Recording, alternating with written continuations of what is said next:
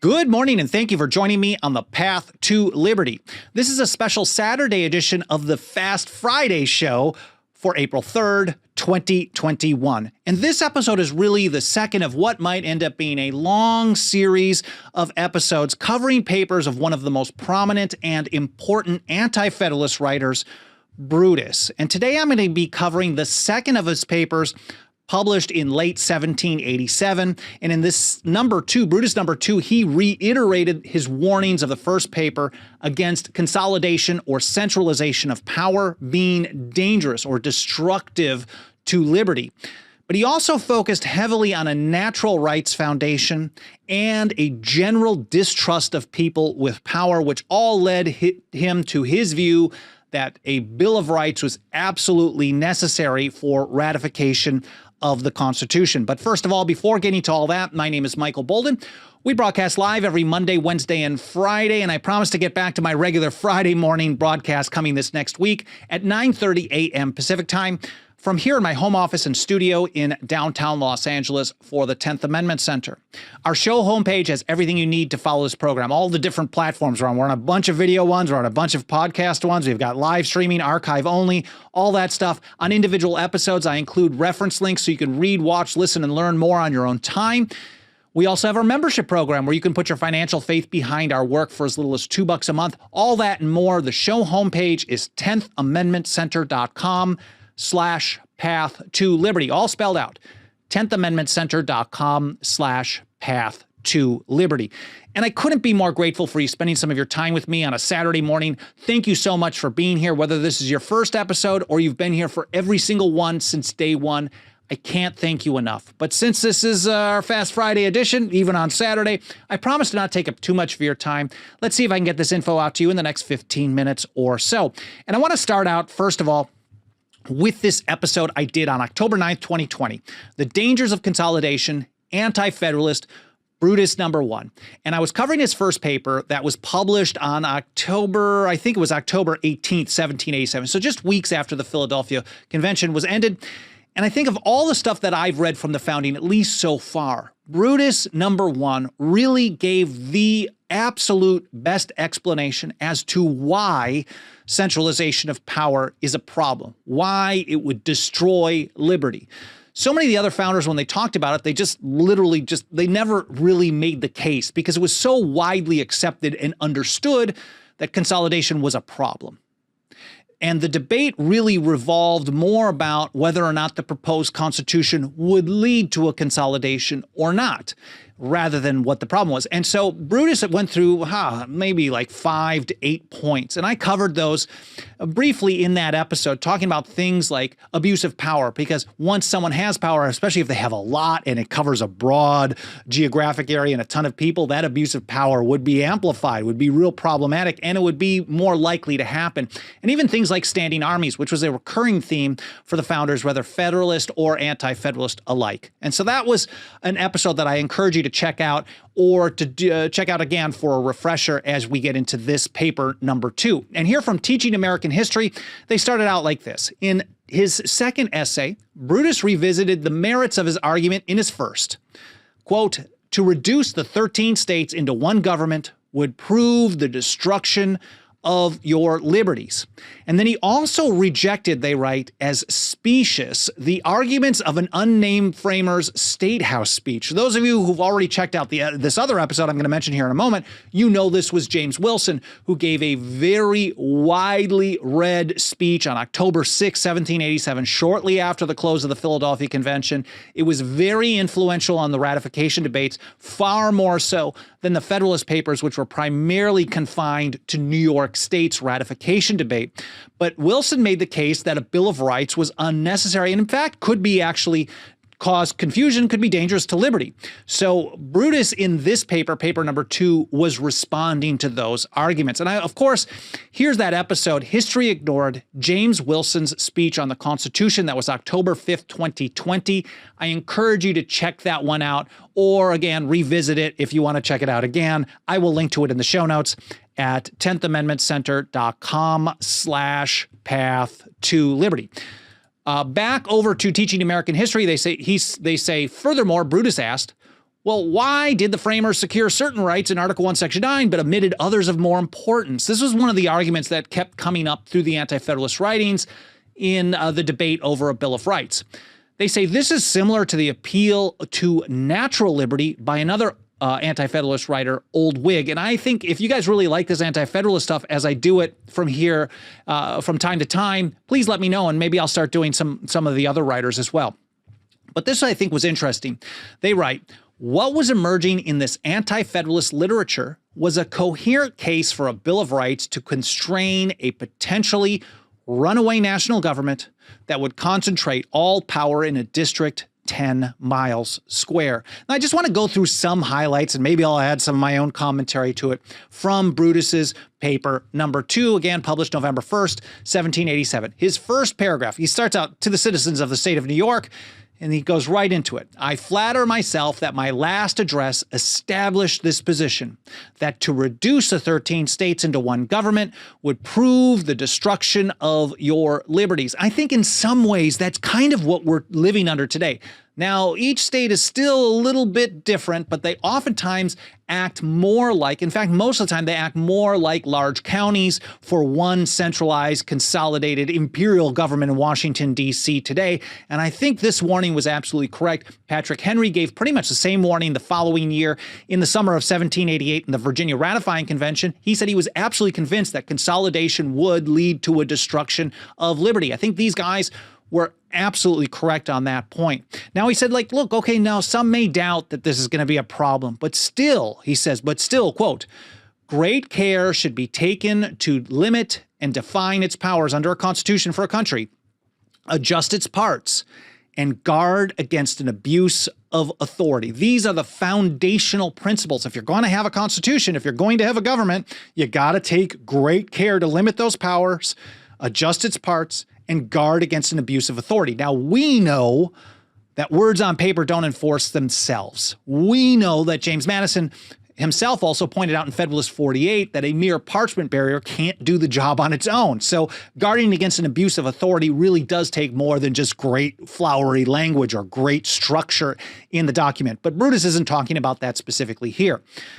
Going further, he starts talking about natural rights, and here's how he put it. He says, if we may collect, and you may hear this may sound familiar, if we may collect the sentiments of the people of America from their most solemn declarations, they hold this truth as self-evident, that all men are by nature free. You are born as a free human being. He says, no one person or no one man, therefore, or any class of men have a right by the law of nature or of God to assume or exercise authority over their fellows. This is a very, very common view. Again, this is the sentiments of the people of America. We know that Thomas Jefferson in the Declaration of Independence, his draft, he wasn't trying to come up with something novel, something new.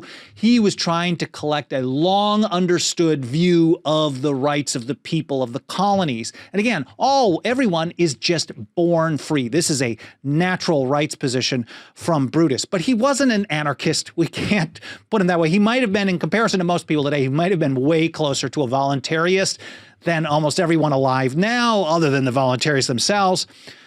But he points out that there are some natural rights, no matter how you structure a system, some of them should never be given up no matter what. He says some are of such a nature that they can't even be surrendered. Even if you wanted to, you couldn't.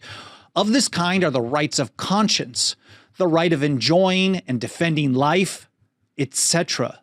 These are like the law, the right of self-defense, according to people like Mercy Otis Warren, St. George Tucker, some years later, they referred to this as the first law or a primary law of nature, a natural right. And that's the same type of thing that Brutus is saying here in paper number 2. He says, others are not necessary to be resigned in order to attain the end for which government is instituted. These, therefore, ought not to be given up. To surrender them would counteract the very end of government. He goes further. He starts talking about the problem of people with power, rulers. He says they have the same propensities as other men. There was often an argument made that the structure of the Constitution would only lead to the best and most moral people getting into power, and then you could trust them. There was some level of saying, trust these people, they're going to be good. And he's saying, like, no, anyone with power should be distrusted. He says they are likely to use the power with which they are vested for private purposes and to the injury and oppression of those over whom they are placed. This is the old argument, power corrupts. And of course, absolute power corrupts absolutely, but there's a huge space between the corruption and until you get to absolute power, and all of that is corruption in between. He says it is therefore as proper that bounds should be set to their authority. He recognized, looking through history in this next passage here, looking through history, that people with power would always end up trying to abuse it. He says this principle, which seems so evidently founded in the reason and nature of things, is confirmed by universal experience. I've often been talking about how the founding generation was well-versed in history, and they weren't just talking out of their behinds. They weren't just making stuff up. They were talking about things that they recognized that if a certain scenario happened and a certain structure of power happened in the past, it would be likely to happen again. And so therefore, you don't want to set things up the same way. Learn from the mistakes of previous generations, of other countries, of other peoples. He says, those who have governed have been found in all ages, not some, but all ages, ever active to enlarge their powers and abridge the public liberty. We've heard this type of warning from founder after founder after founder, Federalists and anti-Federalists, that people with power have a propensity to try to get more power. Abigail Adams, I think, even at one point says, power is ever grasping. He says this has induced the people in all countries where any sense of freedom remained to fix barriers against the encroachment of their rulers. Then he goes, talks about James Wilson. This is where he specifically cites James Wilson's argument against having a Bill of Rights in the Constitution. He says it is, but he doesn't mention Wilson specifically. He says it has been said in answer to this objection that such declarations of rights, however requisite they might be in the constitutions of the states, because they were in all the different state constitutions at the time, they aren't necessary in the general constitution. And he does, fairly enough, he makes Wilson's case for him. He just reiterates what James Wilson had to say. He says, because in the former, that is the state constitution, everything which is not reserved is given. So whatever wasn't spelled out as being held back by the people in the state constitutions, there was a general police power for that state government. He says, but the latter, this was a novel idea, having it flipped around in the Constitution for the United States, that everything which is not given is reserved. So that's Wilson's argument. He's like, look, this is a total different type of structure. But the opposition, and Patrick Henry even talked about this again in the Virginia Ratifying Convention, he's like, look, that may be the case. But if you take, and I'm just using my own explanation here, if you've got 999 governments over time that have had one structure where everything which is not reserved is given, and then all of a sudden you've got a new one that it's flipped it around, the odds of people interpreting it like they've done the other 999 are pretty high. And that was Patrick Henry's argument. And I think Brutus is kind of getting to that here as well. And he's pointing out, he goes, and I'm not going to really go through his specific arguments on that. If you really are interested in this debate over whether or not to have a Bill of Rights, maybe at some point in the future, I can do an episode specifically on that. But he went through some examples of, well, you know, if we don't have a Bill of Rights, might the government do blank in this example and this example? In fact, I would say almost half of this paper is covering that kind of stuff. But in summary, he then goes and talks about the Supremacy Clause. Then he says, like, look, they're going to be supreme in the case. He wasn't making the Supremacy Clause argument that we hear from supporters of the monster state today. But still, to those people, that Supremacy Clause was a pretty major deal. Like, you guys are going to be absolute and supreme on all this stuff that you weren't before. And he says, ought not a government vested with such extensive and indefinite authority to have been restricted by a Declaration of Rights? It certainly ought.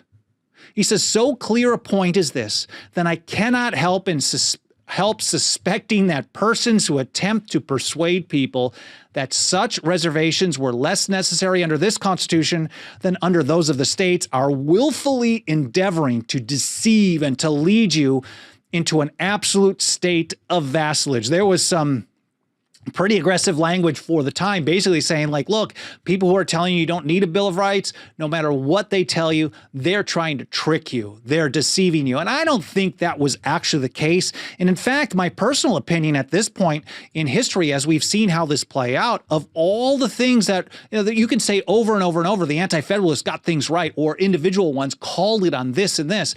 But I think the notion that just adding the Bill of Rights in paper, in words, adding a Bill of Rights was going to restrict the government from violating our rights. Well, they clearly got that wrong. That didn't actually, maybe it would have been worse and faster, but in the end, we are now living under the largest government in the history of the world. So having a Bill of Rights, when you allow the government itself to determine the extent of that Bill of Rights, really, it just doesn't work. So adding a Bill of Rights and more express restrictions haven't had the results that people like Brutus told us about, but I think some of the general statements that he talked about, centralization of power, people with power can't be trusted. And in fact, people with power to determine the extent of their own power shouldn't be trusted at all as well. I think that is very, very important stuff for us to consider, at least today. For me, that's really the lesson for what we live under right now. Well, I hope you guys found this interesting. I hope it was educational.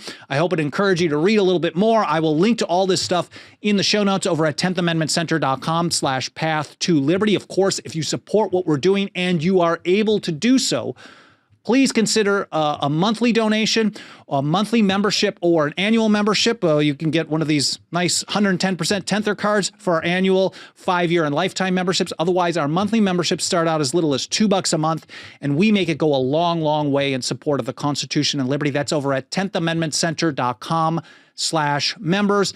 And of course, whether you're able to do that or not, please also consider smashing the like button, leaving a review on Apple Podcasts or any other podcast platform, comments, sharing links to the episode. All that stuff helps trigger the algorithm of the platform and tells that platform to show the program to more people. I can't thank you enough for helping me spread the word. I guess that'll be it. I just want to sum it up by saying thank you so much for being here, especially on a Saturday morning. I hope you enjoyed this episode, and I look forward to seeing you next week here on the Path to Liberty.